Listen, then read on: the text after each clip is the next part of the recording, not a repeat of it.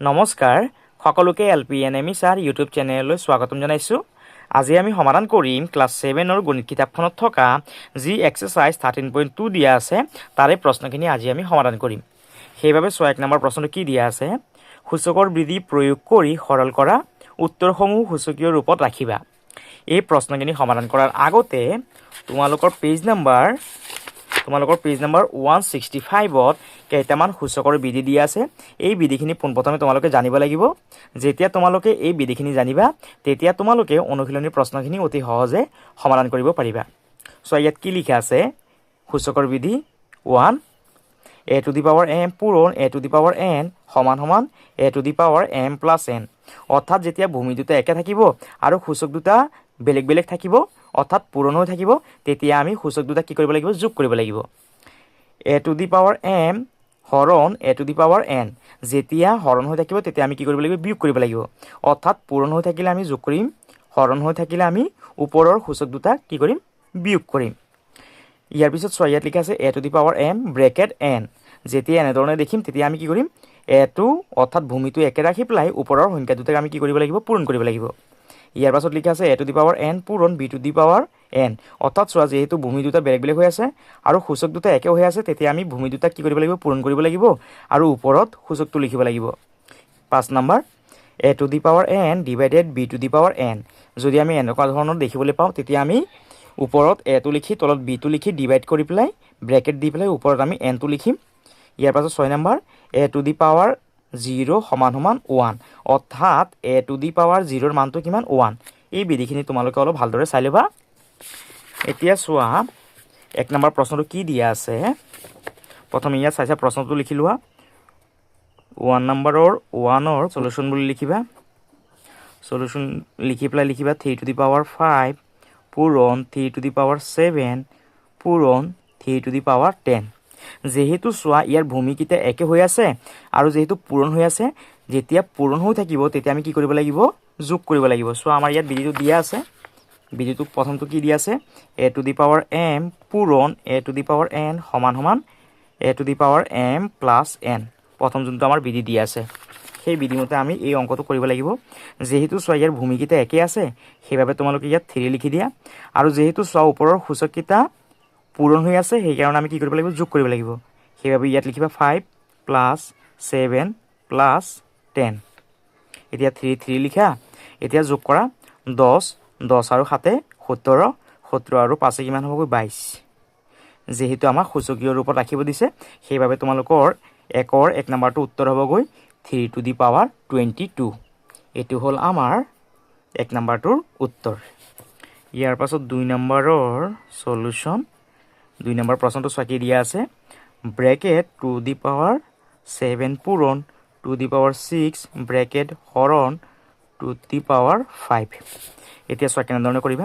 যেহেতু চোৱা ইয়াৰ ভূমি দুটা একে হৈ আছে সেইকাৰণে ইয়াত 2 লিখা, আৰু যেহেতু চোৱা ইয়াত পূৰণ হৈ আছে, যেতিয়া পূৰণ হৈ থাকিব তেতিয়া আমি কি কৰিব লাগিব, ওপৰৰ সূচক দুটা যোগ কৰিব লাগিব। সেইবাবে ইয়াত লিখিবা 7 প্লাছ 6 ব্ৰেকেট হৰণ 2 the power 5। এতিয়া ইয়াত লিখা 2 লিখা। এতিয়া 7 লগত 6টো যোগ কৰা, 7 লগত 6 যোগ কৰিলে কিমান হ'বগৈ, 13। ইয়াত লিখা হৰণ 2 the power 5। এতিয়া চোৱা যেহেতু ইয়াত হৰণ হৈ আছে, আমাৰ চোৱা সূচকৰ 2 নম্বৰ বিধিটো কি আছিল, যেতিয়া হৰণ হৈ থাকিব তেতিয়া আমি কি কৰিম, বিয়োগ কৰিম, হয়নে। a to the power m হৰণ a to the power n সমান সমান a to the power m minus n। যেহেতু চোৱা ইয়াত হৰণ হৈ আছে, যেতিয়া হৰণ হৈ থাকিব তেতিয়া আমি কি কৰিব লাগিব, বিয়োগ কৰিব লাগিব। ভূমিটো লিখা m কিমান হ'বগৈ, 13 মাইনাছ 5। 2 লিখা। 13ৰ পৰা 5টো বিয়োগ কৰা, 13ৰ পৰা 5 গ'লে কিমান হ'বগৈ, 8 হ'বগৈ, 8। এইটো হ'ল আমাৰ 2 নম্বৰ প্ৰশ্নৰ উত্তৰ। ইয়াৰ পাছত 3 নম্বৰ প্ৰশ্নটো চোৱা কেনেধৰণে কৰিবা। নম্বৰ 3ৰ সলিউশ্যন। প্ৰথমে চাই প্ৰশ্নটো লিখি লোৱা। ব্ৰেকেট 2 the power 0 পূৰণ 2 the power 5 পূৰণ 2 the power 8 ব্ৰেকেট ক্ল'জ হৰণ ব্ৰেকেট 2 the power 0 পূৰণ 2 the power 6 পূৰণ 2 the power 7। এতিয়া চোৱা কেনেধৰণে কৰিম। যেহেতু চোৱা ইয়াৰ ভূমিকেইটা একে আছে সেইকাৰণে ইয়াত 2 লিখি লোৱা।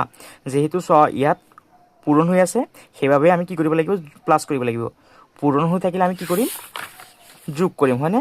যিহেতু চোৱা আমাৰ সূচকৰ প্ৰথম বিধিটো কি দিয়া আছে, যেতিয়া পূৰণ হৈ থাকিব তেতিয়া আমি কি কৰিব লাগিব, ওপৰৰ সূচককেইটা যোগ কৰিব লাগিব। সেইবাবে ইয়াত যোগ কৰা সূচককেইটা কিমান হ'বগৈ, 0 + 5 + 8 হৰণৰ হৰণ চিন দিয়া। যিহেতু চোৱা ইয়াৰ ভূমিকেইটা একে আছে সেইকাৰণে ইয়াত 2 লিখি লোৱা।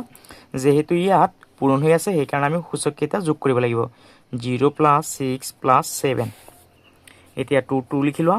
এতিয়া 8ৰ লগত 5 যোগ কৰা, 8 5 কিমান হ'বগৈ, 13 হৰণ 2 লিখা, 7 6 কিমান হ'বগৈ, 13। যিহেতু চোৱা ইয়াত হৰণ হৈ আছে, যেতিয়া হৰণ হৈ থাকিব তেতিয়া আমি কি কৰিব লাগিব, যেতিয়া হৰণ হৈ থাকে তেতিয়া আমি কি কৰিব লাগিব, বিয়োগ কৰিব লাগিব, হয়নে? সেইবাবে ইয়াত 2 লিখি লোৱা। ইয়াত 13 লিখি লোৱা। 13ৰ পৰা এই 13টো কি কৰিম, আমি বিয়োগ কৰিম।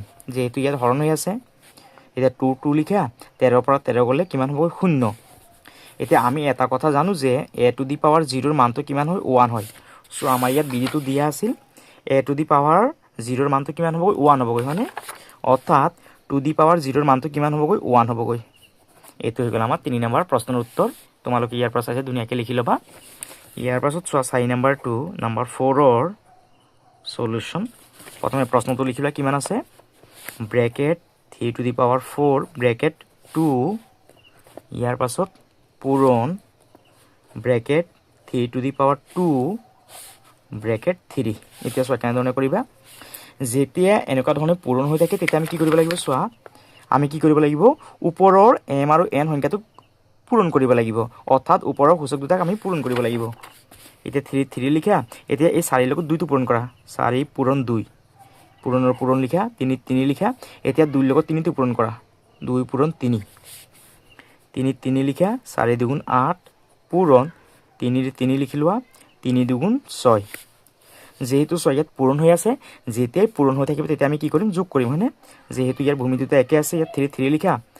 8ৰ লগত এতিয়া 6টো যোগ কৰি দিয়া, 3 লিখা। 8 6 কিমান হ'বগৈ, 14। আৰু এইটো হৈ গ'ল আমাৰ 4 নম্বৰটোৰ উত্তৰ। ইয়াৰ পাছত 5 নম্বৰ প্ৰশ্নটো চোৱা কেনেধৰণে কৰিবা, নম্বৰ 5ৰ সলিউশ্যন। প্ৰথমে চাইছে প্ৰশ্নটো লিখি লোৱা, ব্ৰেকেট 16⁴ পূৰণ 8⁴ ব্ৰেকেট হৰণ ব্ৰেকেট 2⁵ 2। এতিয়া চোৱা কেনেধৰণে কৰিম, যিহেতু চোৱা ইয়াত 2⁵ আছে সেইবাবে আমি 16টো প্ৰথমে ভাঙি ল'ম। ইয়াত 16 লিখি ল'বা। এতিয়া যিহেতু ইয়াত 16টো এটা যুগ্ম সংখ্যা সেইকাৰণে আমি 2 দি হৰণ কৰিম। 2 16ত কেইবাৰ যাব, 8 বাৰ। 8 যিহেতু যুগ্ম সংখ্যা সেইকাৰণে 2 দি হৰণ দিয়া। 2 8ত কেইবাৰ যাব, 4 বাৰ। 4টো যিহেতু এটা যুগ্ম সংখ্যা সেইকাৰণে 2 দি হৰণ দিয়া। 2 4ত কেইবাৰ যাব, 2 বাৰ। 2ৰ লগত 2 পূৰণ কৰা, 2 2 4, 4 2 8, 8 2 16। অৰ্থাৎ চোৱা আমি 2 কেইটা পালোঁ, ইয়াত 4টা। সেইবাবে ইয়াত লিখিবা 2⁴ ব্ৰেকেট 2 পূৰণ 8টোক আমি ভাঙিম। 8টোক যদি ভাঙোঁ তেতিয়াহ'লে আমি 2 কেইটা পাম, 2 2 2 4, 4 2 8। অৰ্থাৎ 2 পালোঁ আমি 3টা। ইয়াত লিখিবা 2⁵ ব্ৰেকেট ওপৰৰ এই 3টো লিখি লোৱা, হৰণৰ হৰণ দিয়া 2⁵ আৰু ইয়াত ওপৰত 2 লিখি লোৱা। এতিয়া চোৱা, এতিয়া 2 লিখি লোৱা। এতিয়া 4ৰ লগত 2টো কি হৈছে, পূৰণ হৈ আছে। 4 পূৰণ 2 পূৰণ 2ৰ 2 লিখা। এতিয়া 3ৰ লগত 3টো পূৰণ হৈ আছে, হৰণ 2ৰ 2 লিখা। 5ৰ লগত এই 2টো পূৰণ হৈ আছে। এতিয়া 2 লিখি লোৱা। 4 2 8 পূৰণ 2ৰ 2 লিখি লোৱা। 3 3 9 হৰণ 2ৰ 2 লিখি লোৱা। 5 2 10। এতিয়া চোৱা যিহেতু ইয়াৰ ভূমি দুটা একে হৈ আছে সেইকাৰণে ইয়াত 2টো লিখি লোৱা। আৰু যিহেতু চোৱা ইয়াত পূৰণ হৈ আছে, পূৰণ হৈ থাকিলে আমি ওপৰৰ সূচক দুটা কি কৰিব লাগে, যোগ কৰিব লাগে।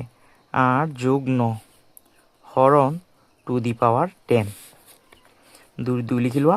এতিয়া 8ৰ লগত 9টো যোগ কৰা, কিমান হ'বগৈ, 17। হৰণৰ হৰণ লিখি লোৱা, 2⁻10ৰ 10 লিখি লোৱা। যিহেতু চোৱা ইয়াৰ ভূমি দুটা একে হৈ আছে সেইকাৰণে ইয়াত 2 লিখা। আৰু যিহেতু ইয়াত হৰণ চিহ্ন আছে, হৰণ চিহ্ন থাকিলে আমি কি কৰিব লাগিব, বিয়োগ কৰিব লাগিব। 17ৰ 17 লিখা। 17ৰ পৰা কি কৰা, ওপৰৰ 10 থকা সূচকটো বিয়োগ কৰা। 2 লিখি লোৱা। 17ৰ পৰা 10টো গ'লে কিমান থাকিব, 7। অৰ্থাৎ আমাৰ ইয়াৰ উত্তৰটো হ'বগৈ 2⁻7। এইটো হৈ গ'ল আমাৰ 5 নম্বৰ প্ৰশ্নৰ উত্তৰ। ইয়াৰ পৰা চাইছে তোমালোকে ধুনীয়াকৈ লিখি ল'বা। ইয়াৰ পাছত 6 নম্বৰ প্ৰশ্নটো চোৱা কেনেধৰণে কৰিবা, নম্বৰ 6ৰ সলিউশ্যন। প্ৰথমে চাইছে প্ৰশ্নটো লিখি লোৱা। 3 পূৰণ 7⁻3 পূৰণ 5⁸ তলত আছে 21 পূৰণ 15। এতিয়া ওপৰত যেনেকৈ আছে তেনেকৈ লিখি লোৱা। 3 পূৰণ 7⁻3 পূৰণ 5⁸। যেহেতু ওপৰত 3 আছে 7 আছে 5 আছে সেইকাৰণে একক সংখ্যাটোক ভাঙি লোৱা 21টোক আমি 3 7 গুণ 21 হিচাপে লিখিব পাৰি পূৰণ আৰু 15টোক আমি 3 5 গুণ 15 হিচাপে লিখিব পাৰি এতিয়া ওপৰত যেনেকৈ আছে তেনেকৈ লিখি লোৱা 3 পূৰণ 7 টু দি পাৱাৰ 3 পূৰণ 5 টু দি পাৱাৰ 8 যেহেতু চোৱা ইয়াত 3 আছে দুইটা সেইকাৰণে ইয়াত লিখিবা 3 টু দি পাৱাৰ 2 পূৰণ 7 7 লিখা পূৰণ 5 5 লিখা এতিয়া যেহেতু সংখ্যাখিনি হৰণ হৈ আছে সেইবাবে আমি ডাঙৰ সংখ্যাটোৰ পৰা সৰু সংখ্যাটো আমি বিয়োগ কৰিম যেহেতু ইয়াত 3 আছে 3 যেহেতু ইয়াত একো নাই তাৰ মানে ইয়াত এটা 1 আছে এতিয়া এই 3 টু দি পাৱাৰ 2 ৰ পৰা ওপৰত থকা সৰু সংখ্যাটো আমি বিয়োগ কৰিম আৰু সব ওপৰত ইয়াত কিমান আছে 7 two the power 3 7 two the power 3 হৈছে ডাঙৰ সংখ্যা এই ডাঙৰ সংখ্যাটোৰ পৰা আমি এই 7 টু দি পাৱাৰ 1 সংখ্যাটো বিয়োগ কৰিম যেহেতু ইয়াত একো নাই তাৰ মানে ইয়াত এটা 1 আছে পূৰণৰ পূৰণ লিখা 5 টু দি পাৱাৰ 8 8ৰ পৰা ইয়াত যেহেতু 5 আছে 5ৰ ওপৰত যেহেতু একো নাই তাৰ মানে ইয়াত এটা 1 আছে এই ডাঙৰটোৰ পৰা সৰুটো বিয়োগ কৰা ইয়াত 8ৰ পৰা 1 এটা বিয়োগ কৰা এতিয়া ইয়াত 3 লিখা 2ৰ পৰা 1 গ'লে 1 সেই 1টো আৰু ইয়াত লিখিব দৰকাৰ নাই ইয়াত 7 7 লিখা 3ৰ পৰা 1 গ'লে ইয়াত 2 লিখা পূৰণৰ পূৰণ লিখিবা 5ৰ 5 লিখিবা 8ৰ পৰা 1 গ'লে কিমান 7 আৰু এইটো হৈ গ'ল আমাৰ 6 নম্বৰ প্ৰশ্নৰ উত্তৰ ইয়াৰ পাছত 7 নম্বৰ প্ৰশ্নটো চোৱা কেনেধৰণে কৰিবা নাম্বাৰ 7ৰ সলিউশন প্ৰথমে চাই প্ৰশ্নটো লিখি লোৱা 25 পূৰণ 5 টু দি পাৱাৰ 0 পূৰণ 9 টু দি পাৱাৰ 4 10 পূৰণ 9 টু দি পাৱাৰ 3 এতিয়া যেহেতু আমি ইয়াত 5 দেখিবলৈ পাইছোঁ সেইকাৰণে আমি ডাইৰেক্ট 25 নিলিখি পেলাই 25টোক আমি 5 গুণ হিচাপে লিখিব পাৰি 5 গুণ 25 পূৰণ 5 টু দি পাৱাৰ 0 পূৰণ যেহেতু ইয়াত 9 আছে 9টো আমি নিলিখি পেলাই 3 দুবাৰ লিখিব পাৰি হয়নে অৰ্থাৎ 9টোক যদি আমি হৰণ কৰোঁ 3ৰে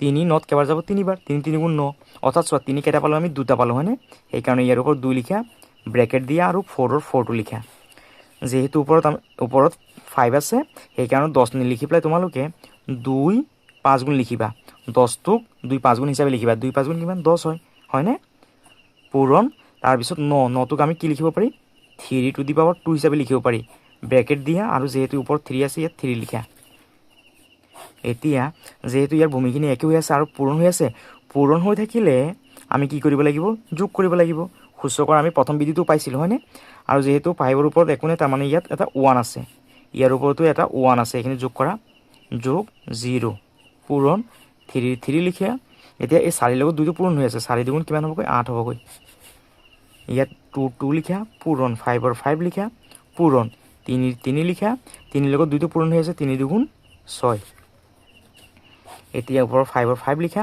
1ৰ লগত 1টো যোগ কৰা একে কিমান হ'বগৈ 2 পূৰণ 3 লিখা 8ৰ 8 লিখা ইয়াত 2 লিখা পূৰণ 5ৰ 5 লিখা 3 টু দি পাৱাৰ 6ৰ 6 লিখা এতিয়া চোৱা যেহেতু ইয়াত হৰণ হৈ আছে সেইকাৰণে আমি ডাঙৰ সংখ্যাটোৰ পৰা সৰু সংখ্যাটো বিয়োগ কৰিম ইয়াত কিমান হৈ আছে চোৱা 5 টু দি পাৱাৰ 2 আৰু যেহেতু ইয়াত 5 আছে 5ৰ ওপৰত যেহেতু 1 আছে সেই 1টো আমি কি কৰিম ওপৰত ইয়াৰ পৰা বিয়োগ কৰিম 5 টু দি পাৱাৰ 2ৰ পৰা 1টো আমি বিয়োগ কৰিম পূৰণৰ পূৰণ লিখা 3 টু দি পাৱাৰ 8ৰ 8 লিখা যেহেতু চোৱা 3টো ইয়াতো আছে হয়নে সেইকাৰণে আমি এই ডাঙৰ সংখ্যাটোৰ পৰা এই 6টো বিয়োগ কৰিম 6 আৰু যেহেতু তলত 2 আছে ইয়াত 2 লিখি দিয়া ইয়াত তলত 2 লিখা এতিয়া 5ৰ 5 লিখা 2ৰ পৰা 1 গ'লে কিমান হ'ব 1 সেই 1টো আৰু ইয়াত লিখা দৰকাৰ নাই পূৰণৰ পূৰণ লিখা 3 লিখা 8ৰ পৰা 6 গ'লে কিমান হ'বগৈ 2 হ'বগৈ আৰু এইটো হৈ গ'ল আমাৰ 7 নম্বৰ প্ৰশ্নৰ উত্তৰ ইয়াৰ পাছত 8 নম্বৰ প্ৰশ্নটো চোৱা কেনেধৰণে কৰিবা নাম্বাৰ 8ৰ সলিউশন প্ৰথমে চাই প্ৰশ্নটো লিখি লোৱা bracket to the power 5 bracket 3 পূৰণ 16 পূৰণ 3 টু দি পাৱাৰ 0 তাৰপিছত লিখিবা bracket to the power 3 bracket 5 পূৰণ 5 টু দি পাৱাৰ 0 এতিয়া চোৱা কেনেধৰণে কৰিবা ইয়াত 2 লিখা যেহেতু ইয়াত ব্ৰেকেট হৈ আছে ব্ৰেকেট হৈ থাকিলে আমি কি কৰিব লাগিব ওপৰৰ সংখ্যা দুটাক পূৰণ কৰিব লাগিব 5ৰ লগত 3 পূৰণ কৰা পূৰণ যেহেতু ইয়াত 16 আছে 16টো আমি নিলিখি পেলাই 16 যেহেতু এটা যুগ্ম সংখ্যা ইয়াৰ আমি মৌলিক উৎপাদকখিনি উলিয়াই ল'ম 2 দি হৰণ কৰা 2 16ত কেইবাৰ যাব 8 বাৰ যেহেতু 8টো এটা যুগ্ম সংখ্যা 2ৰে হৰণ কৰা 2 8ত কেইবাৰ যাব 4 বাৰ আকৌ 4টো যেহেতু এটা যুগ্ম সংখ্যা সেইকাৰণে 2ৰে হৰণ কৰা 2 4ত কেইবাৰ যাব 2 বাৰ অৰ্থাৎ 2 কেইটা পালোঁ আমি 4টা হয়নে সেইবাবে তোমালোকে ইয়াত লিখিবা 2 দি পাৱাৰ 4 পূৰণ 3 টু দি পাৱাৰ 0 তাৰপিছত ইয়াত 2 লিখা। এতিয়া এই 5ৰ লগত 3টো পূৰণ হৈ আছে, ইয়াত লিখিবা 3 পূৰণ 5 পূৰণ 5 টু দি পাৱাৰ 0। এতিয়া ইয়াত লিখা 2, এতিয়া 5ৰ লগত 3 পূৰণ কৰা, 5 3 গুণ 15 পূৰণ 2 দি পাৱাৰ 4 পূৰণ 3 টু দি পাৱাৰ 0ৰ মানটো কিমান হ'বগৈ 1 হ'বগৈ। আমাৰ বিধিত দিয়া আছে a টু দি পাৱাৰ 0ৰ মানটো কিমান হয় 1 হয়, সেইকাৰণে আমি ইয়াত 1 লিখিলোঁ। 2 লিখা, 3 লগত 5টো পূৰণ কৰা, 3 5 গুণ 15 পূৰণ 5 টু দি পাৱাৰ 0ৰ মানটো কিমান হ'বগৈ 1 হ'বগৈ। এতিয়া ইয়াত লিখিবা 2 লিখা, 15 লিখা। যিহেতু ইয়াত হৰণ হৈ আছে, হৰণ হৈ থাকিলে আমি কি কৰিব লাগিব বিয়োগ কৰিব লাগিব। ওপৰৰ সংখ্যাটোৰ পৰা এই তলৰ যোনটো 15 আছে এই 15টো বিয়োগ কৰি দিয়া। ওপৰৰ ইয়াত পূৰণ দিয়া 2 দি পাৱাৰ 4ৰ 2 দি পাৱাৰ 4টো লিখা। যিহেতু তলত 1 আছে সেই 1টো আৰু লিখাৰ দৰকাৰ নাই, পূৰণ 1। এতিয়া 2 লিখা, 15ৰ পৰা 15 গ'লে কিমান হ'বগৈ 0 পূৰণ 2 দি পাৱাৰ 4 পূৰণ 1। এতিয়া 2 দি পাৱাৰ 1ৰ মানটো কিমান হয়, 2 দি পাৱাৰ 0ৰ মানটো 1 হ'বগৈ পূৰণ 2 দি পাৱাৰ 4 পূৰণ 1। আমি এটা কথা জানো যে 1ৰ লগত আমি যোনটো সংখ্যা পূৰণ কৰিম সেই সংখ্যাটোকে পাম, তাৰমানে ইয়াৰ যোনটো উত্তৰ হ'ব সেইটো হ'বগৈ 2 দি পাৱাৰ 4। এইটো হৈ গ'ল আমাৰ 8 নম্বৰ প্ৰশ্নৰ উত্তৰ। তোমালোকে ইয়াৰ পৰা চাইছে ধুনীয়াকৈ লিখি ল'বা। ইয়াৰ পাছত 9 নম্বৰ প্ৰশ্ন, 9 নম্বৰৰ সলিউশ্যন। চোৱা প্ৰশ্নটো কি দিয়া আছে, 2 দি পাৱাৰ 3 2 দি পাৱাৰ 3 পূৰণ 3 two the power 3 3 two the power 3 আৰু তলত দিয়া আছে 6 two the power 2 6 two the power 2। এতিয়া চোৱা কেনেধৰণে কৰিবা, ওপৰত যেনেকৈ আছে তেনেকৈ লিখি লোৱা 2 দি পাৱাৰ 3 পূৰণ 3 দি পাৱাৰ 3। এতিয়া 6টোক আমি 2 পূৰণ 3 হিচাপে লিখিব পাৰি হয়নে, 2 3 গুণ কিমান 6, আৰু যিহেতু ওপৰত 2 আছে সেইকাৰণে ইয়াত 2 লিখি দিয়া। এতিয়া ইয়াত লিখা 2 দি পাৱাৰ 3 পূৰণ 3 দি পাৱাৰ 3। এতিয়া এই 2ৰ ওপৰত এই 2টো আছে সেইকাৰণে ইয়াত 2 স্কুৱাৰ লিখা, পূৰণৰ পূৰণ লিখা, আৰু এই 3 লিখা, 3ৰ ওপৰত এই 2টো পূৰণ হৈ আছে। এতিয়া চোৱা, এতিয়া ইয়াত আছে 2 দি পাৱাৰ 3 আৰু ইয়াত আছে 2 দি পাৱাৰ 2। এতিয়া আমি এই 2 দি পাৱাৰ 3ৰ পৰা তলত থকা সৰু সংখ্যাটো বিয়োগ কৰিম, পূৰণৰ পূৰণ লিখা। যিহেতু ওপৰৰ 3 টু দি পাৱাৰ 3টো ডাঙৰ সেইকাৰণে 3 টু দি পাৱাৰ 3 সংখ্যাটোৰ পৰা আমি এই তলত থকা সৰু সংখ্যাটো বিয়োগ কৰি দিম। এতিয়া ইয়াত আছে 2, 3ৰ পৰা 2 গ'লে 1, 1টো ইয়াত আৰু লিখা দৰকাৰ নাই, পূৰণৰ পূৰণ লিখা। 3 লিখা, 3ৰ পৰা 2 গ'লে 1, এই 1টো আৰু লিখা দৰকাৰ নাই। এইটো হৈ গ'ল আমাৰ উত্তৰ। নহ'লে অৰ দি পেলাই তোমালোকে 3 2 গুণ 6 বুলিও লিখিব পাৰা। এইটো হৈ গ'ল আমাৰ 9 নম্বৰ প্ৰশ্নৰ উত্তৰ। ইয়াৰ পাছত 10 নম্বৰ প্ৰশ্নটো চোৱা কেনেধৰণে কৰিবা। নম্বৰ 10ৰ সলিউশ্যন। প্ৰথমে প্ৰশ্নটো লিখি লোৱা, 5 টু দি পাৱাৰ 3 পূৰণ 7 টু দি পাৱাৰ 3 পূৰণ 2 দি পাৱাৰ 3, তলত আছে 7 টু দি পাৱাৰ 2। এতিয়া ওপৰৰ সংখ্যাখিনি লিখি লোৱা, 5 টু দি পাৱাৰ 3 পূৰণ 2 দি পাৱাৰ 3।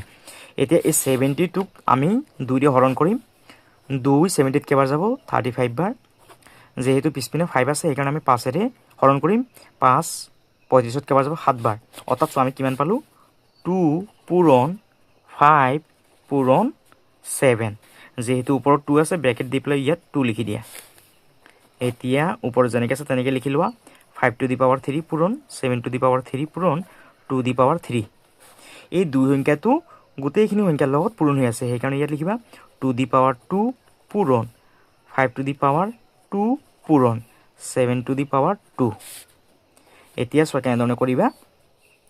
এতিয়া যিহেতু ইয়াত চোৱা প্ৰথমে 5 আছে সেইকাৰণে ইয়াত 5 টু দি পাৱাৰ 3টো লিখি লোৱা। যিহেতু তলৰ সংখ্যাটো সৰু সেইকাৰণে 5 টু দি পাৱাৰ 3ৰ পৰা 5 টু দি পাৱাৰ 2টো বিয়োগ কৰা, পূৰণ। তাৰপিছত আছে 7 টু দি পাৱাৰ 3।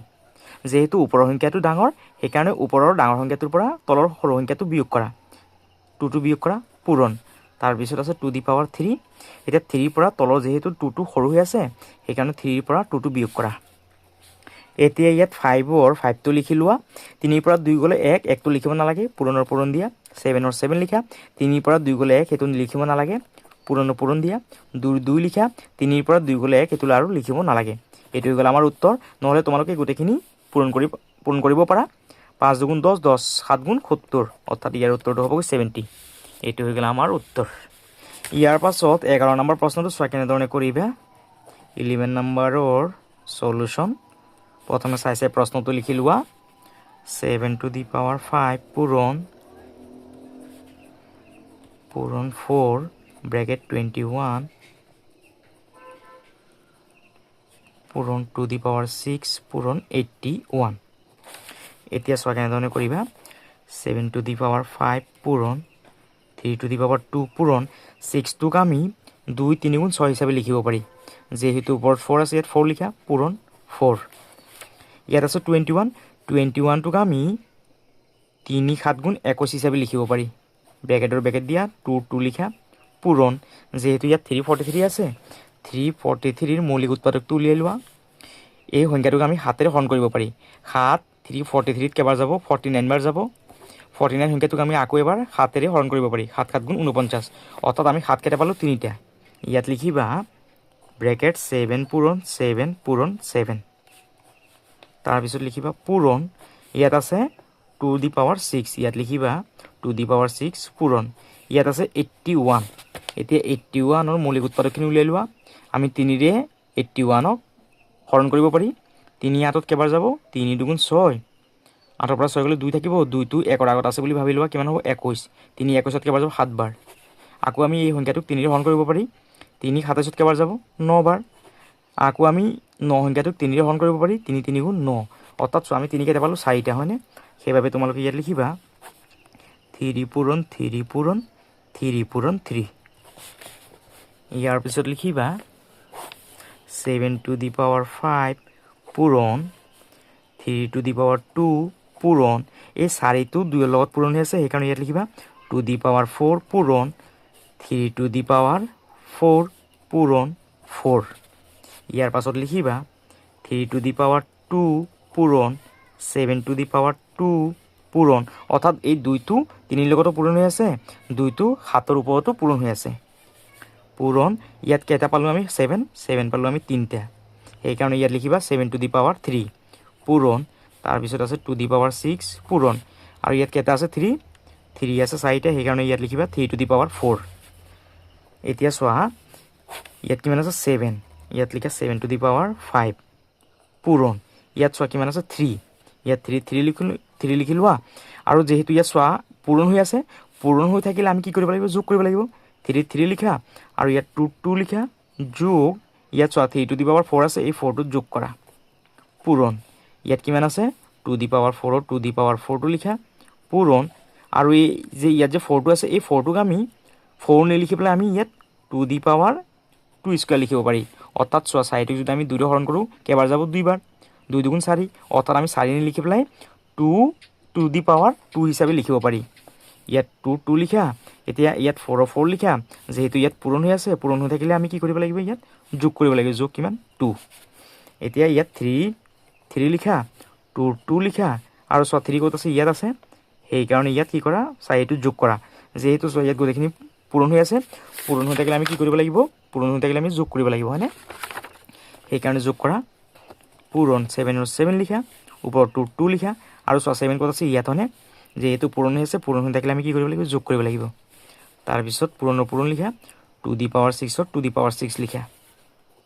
এতিয়া 7 টু দি পাৱাৰ 5ৰ 5টো লিখি লোৱা পূৰণৰ পূৰণ লিখা 3 লিখা ইয়াত এতিয়া যোগ কৰা 4 2 কিমান হ'বগৈ 6 পূৰণ 2 লিখা 4ৰ লগত 2টো যোগ কৰিলে কিমান হ'বগৈ 6 হ'বগৈ 3 লিখা 4 2 6 পূৰণ 7ৰ 7 লিখা 3 2 5 পূৰণ 2 দি পাৱাৰ 6।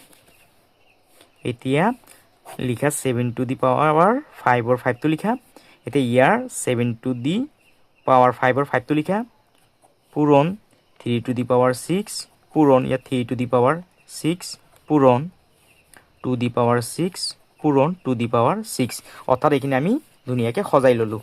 ধুনীয়াকৈ 7ৰ তলত 7টো লিখি ল'লোঁ 3 তলত 3 লিখিলোঁ 2 তলত 2টো লিখি ল'লোঁ।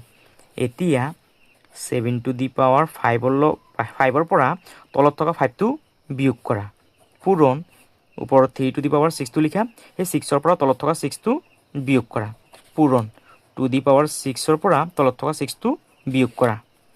এতিয়া 7ৰ 7 লিখা 5ৰ পৰা 5 গ'লে 0 পূৰণ 3 লিখা 6ৰ পৰা 6 গ'লে 0 পূৰণ 2ৰ 2 লিখা 6ৰ পৰা 6 গ'লে 0। এতিয়া আমি জানো যে 7 টু দি পাৱাৰ 0ৰ মানটো কিমান হয় 1 পূৰণ 3 টু দি পাৱাৰ 0 মানটো 1 পূৰণ 2 দি পাৱাৰ 0 মানটো 1 আমি জানো যে 1 লগত 1 পূৰণ কৰিলে কিমান পাম 1 পাম হয়নে অৰ্থাৎ ইয়াৰ এনসাৰটো হ'বগৈ 1 আৰু এইটো হৈ গ'ল আমাৰ 9 নম্বৰ প্ৰশ্নৰ উত্তৰ অলপ বহল হৈছে তোমালোকে অলপ ভালদৰে চাই ল'বা তোমালোকে নিশ্চয় কৰিব পাৰিবা আৰু ইয়াৰ যোনটো উত্তৰ সেইটো 1 হ'বগৈ আজিলৈ ইমানতে থাকক আমি নেক্সট ভিডিঅ'ত 2 নম্বৰৰ পৰা প্ৰশ্নখিনি সমাধান কৰিম আৰু যদি তোমালোকৰ যদি ভিডিঅ'টো যদি ভাল লাগিছে তেতিয়াহ'লে তোমালোকে চেনেলটো সাবস্ক্ৰাইব কৰিবা ভিডিঅ'টো শ্বেয়াৰ কৰিবা আৰু কমেণ্ট কৰিবলৈ নাপাহৰিবা সকলোকে ধন্যবাদ